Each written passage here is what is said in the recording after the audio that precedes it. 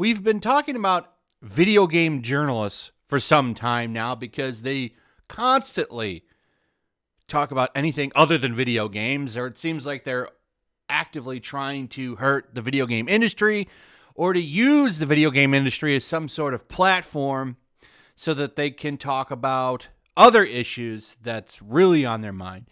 It seems like playing a video game is something that they really don't want to do. You see it time and time again, and this is what prompted all of the outrage over this article. I did a video on that yesterday because, well, Hard Drive decided to repost this obviously satirical article over on Twitter. Notice that it came out in 2018, but, you know, given all the stuff going on with IGN right now and how they're very, very upset that, you know, people are making fun of their profession, and they're upset that their corporate overlords at IGN don't want them talking about the Palestinian-Israeli conflict right now. They don't want you talking about that at all. Nevertheless, taking a side. So the corporate overlords said no, and now morale is low at IGN. Like, why does this even matter at IGN? Okay, I understand it might be something important to you, but it's like, this isn't what people tune into you for. They tune into you to get help playing the Mass Effect Legendary Edition trilogy or Resident Evil, or they want some information on the Sonic Colors remaster coming out. They don't want to tune in to talk about pronouns and Middle Eastern conflicts. And naturally, all of this has led to kind of a big backlash to entertainment journalists, not just video games, but also like movies, because you see that with the critics a lot. There's been an actual study that's shown that what critics like is generally out of touch with what moviegoers like. And I would be willing to imagine it's probably the same with video games, with other outlets like anime. You see a lot of these people that go into the anime industry over in North America now. Usually big activists try to put their language in subtitled anime. Like, really? You're changing what they're actually saying now? And so on and so on. But I've talked about that a bunch. Let me go over this. This is from someone that worked on the game Dauntless, a verified account. So, according to Twitch's rules of service, that's a public figure. So, let's go over what he has to say here. The more I talk to, generally engage with, and ask questions of people that are mad about gaming journalists, the more I come to understand that all of their complaints are rhetoric drummed up by the outrage baiting and have no basis in reality.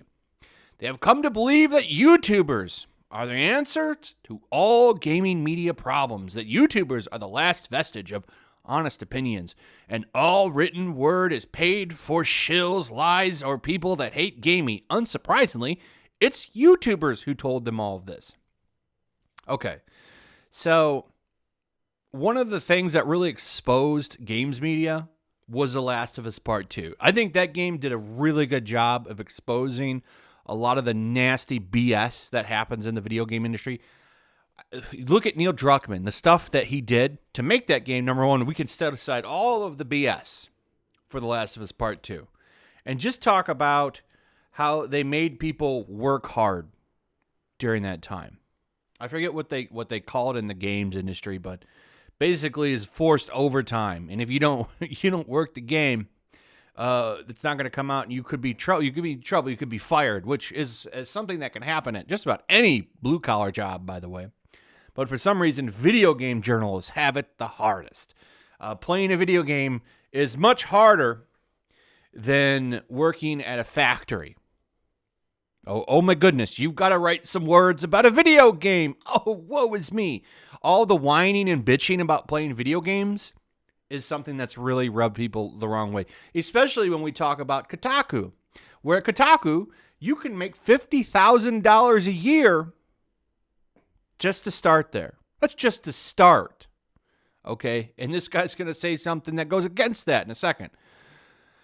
I've spent the last 2 days talking with all manner of shouting people to try to understand what's going on. It's pretty clear now. The people that push this stuff have done a fantastic job of creating a completely made-up version of how the video game industry works. What are we pushing now? We're showing like articles that people write that are absolutely horrible, like that Kotaku Xbox or PlayStation 5 review. I don't remember which one it was. But in that article, they said, hey, we can't really celebrate these new generation of consoles because of Joe Biden becoming president. He's just another middle-aged white man. Or how about the article that came out the other day on either Kotaku or Polygon about a Pokemon that would be unable to use butt plugs because it would destroy him. That's real hardcore game journalism right there. So you want to talk about why they're seen as jokes? I mean, you don't need to look any further than their material that they produce, but apparently that's rage baiting, pointing out that the people that work in an industry are shills, dumb, not very intelligent, would not be able to last at a real job for sure, and are spoiled, narcissistic babies. It's true. It's true. Look at the quartering. How they've been trying to get that guy destroyed for about 2 years now. The story goes, journalists are paid shills or hate games and are only doing it to push agendas. YouTubers are honest and impartial and can't be bought. Though no one has said that. No one has said that all YouTubers are honest and impartial. As I'm sure not all game journalists are bad, but the majority of the ones that I've seen that are putting out work left and right over and over again are putting out garbage like that Pokemon article I just mentioned. Or how are they not pushing an agenda if in a direct Xbox Series X PlayStation 5 review, they're talking about the president? Do you not understand why people are upset about this? Additionally, let's be realistic. In game writing, the pay sucks. The hours suck. The conditions suck. The job security sucks. The abuse sucks. Everything about it will test your limits. Who would do that if they didn't love games deeply and dearly in a way that they made it worthwhile? People trying to get into a different job. That's why they're doing it. A lot of them want to move up to other outlets like Bloomberg. I think that Jason Schreier guy did that. Didn't he move to like Bloomberg or something? Or they want to go to CNN or MSNBC or something like that. So yeah, they'll get some experience in their CV and then they'll move on up to another outlet. So yeah, that's probably one of the reasons. And then the pay is garbage. I don't know about that, Chief. Kotaku starts everyone off at $50,000. That's a lot more than most people in the country make. Okay? Especially now in a time where you can work from home and live anywhere on that $50K. That's pretty damn good. How is that low pay? Why don't we go ask the dude that barely can afford a game that works at Burger King what he thinks about that kind of pay?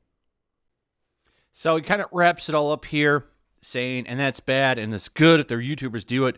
You can't make this stuff up. Also, there's an imaginary narrative that outlets have to give good review scores or they won't get more keys. But there are badly scored reviews all the time, and they get mad about them. Yes, but they don't give big AAA like Last of Us Part 2. They still push that game. I bet you if I search that game right now, there'd still be an article freshly written about The Last of Us Part 2. But to a little game like Dauntless, the game that you work on, that doesn't matter to them. That for them to review that game in a favorable light and overlook some flaws, they need you to come out here and write big long threads like this supporting them. So, anyway, this brought up some interesting stuff. Neon from Clownfish captured this one. Translation: don't listen to YouTubers, listen to me. And it's from this person right here, verified account. Responding to Chris, says, these same false beliefs are growing more widespread regarding anime fandom journalism as well. Unfortunately, there's a growing number of people who believe anime reporters hate anime and are corporate shills, while YouTube shout men are the last bastion of truth. That's why part of there's a spike in misinformation about how anime is produced plus distributed. Oh, an anime reporter. All right. You guys have all exposed yourselves over the past couple of years, and it's just getting worse. And you really did it to yourselves. I mean, you had the best jobs in the world, let's face it, writing and talking video games, anime, fandom in general. And you pissed it all away to promote nepotism and agenda. And now the big place for people to go is to start up on YouTube and do their own coverage on there. And they're getting more traction. And it really does irritate these people. It does. Anyway, that's pretty much it. Let me know what you guys think. Also, if you would, please like, subscribe, share the video. Make sure you're still subscribed. Hit that notification bell. And I'll see you guys on the next one. Peace. Also, if you want to help support the channel, check out my Teespring store. There's a link in the description. You can find some merchandise in there that you might want to check out. Also, take a moment. Make sure you're still subscribed to the channel. There's something going on right now, and they've been unsubscribing people. So just take a second and double check on that and subscribe if you're new.